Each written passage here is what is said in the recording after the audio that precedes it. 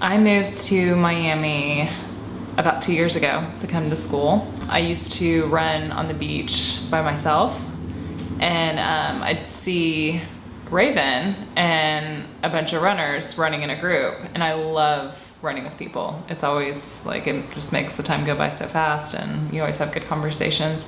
And one day I heard some locals talking about this South Beach legend that looks kind of like Forrest Gump, and I said, oh my gosh, yeah, I've seen him, what's his deal? One day I scheduled my run to where I'd meet with their group, and just started asking them questions, and they were like, come run with us. And so I started running with them from then on, and just, it was one of my favorite things to do here. One day I went to the beach and I was laying out, and I sat up and the Raven was standing right in front of me, and I said, hey, did you just finish a run? And he said, no, I'm just swimming, I don't run till the evening. And I said, yeah, I know, I've seen you. And he said, yeah, I know, I've seen you.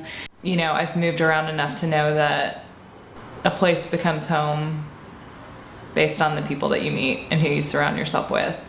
Once you find that connection, that group, that family, whatever, my whole outlook shifted as far as Miami goes. We started talking, and he asked me when I was born. I said I was born on August 1st, 1982, and he said, August 1st, that was a Sunday. And I was like, oh, was it? And he said, yeah, I'll never forget that day, because I was running that day, and they were dredging out the beach, and I was running under a pier, and a wave washed ashore, and I tried to dodge. It was a Sunday, so all these people were out picnicking, and he tried to dodge the wave, and he cracked his head open on a piling from the pier. He had to go to the hospital and got, I think, 17 or 18 stitches, and the doctor said, you know, you might have a concussion, so you have to stay here for observation or whatever. And he said, no, I haven't finished my run yet. And so he went back to the beach and finished his run that day.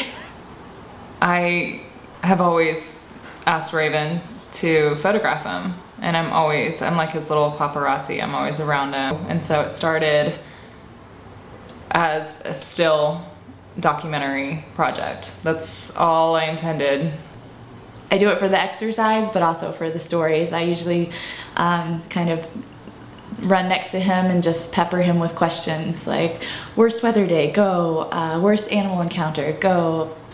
I think it was the second time I went over his house and really kind of got to see his surroundings, and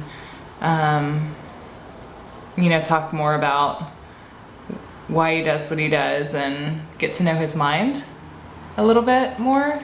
I kind of shifted the direction and started interviewing him and interviewing the runners. I'm drawn not only to the Raven story, but also the story of this wonderful, eclectic, fantastic community that he has cultivated in Miami Beach.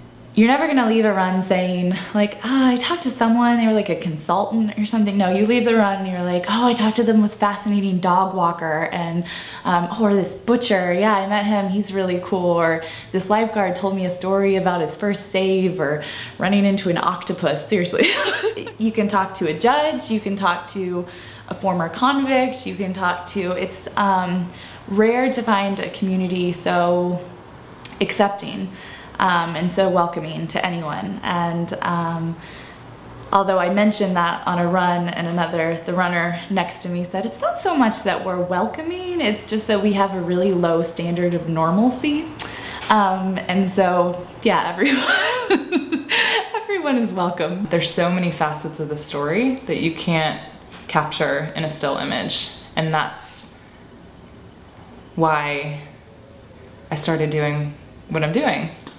Every time when I leave the run, I cannot get to my computer fast enough to write down the stories. You know, he's allowed me to go on doctor's visits with him and go to the hospital and really get to see what he does on a daily basis has done to his physical form. Even yesterday, I was talking to some people and I said, do you know who the Raven is? Yeah, is that the guy that runs every day? And the story pretty much stops there. I really hope that through Kickstarter, we can raise the funds to allow both Mary Beth and me to tell this story and make sure that it gets told right.